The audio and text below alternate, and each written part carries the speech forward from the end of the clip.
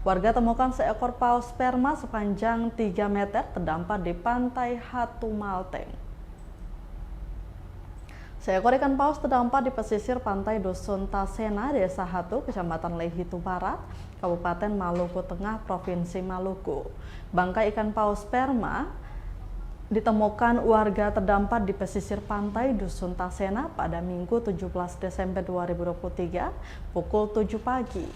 Kepala Stasiun Pengawasan Sumber Daya Kelautan dan Perikanan atau PSDKP Ambon, Martin Yermias Luhulima mengatakan timnya bersama BKSDA Maluku, LPSPL Satker Ambon, dan DKP Provinsi Maluku langsung meninjau lokasi setelah dihubungi Bapak Bere, warga setempat.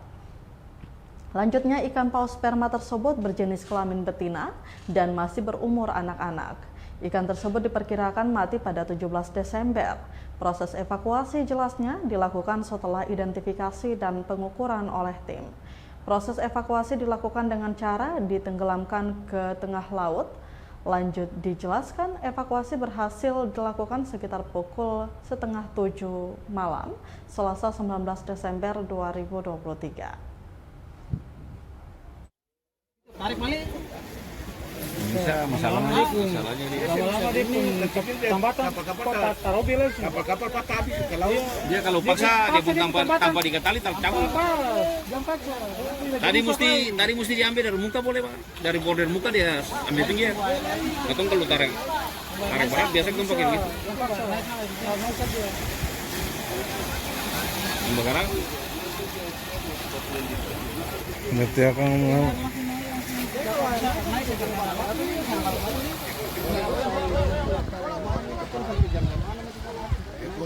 saya pasti jadi korban.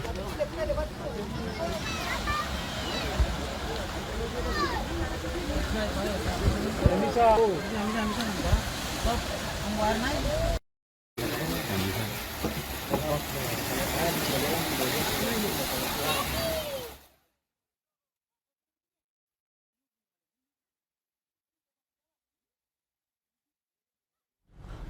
Download Tribun X sekarang, menghadirkan lokal menjadi Indonesia.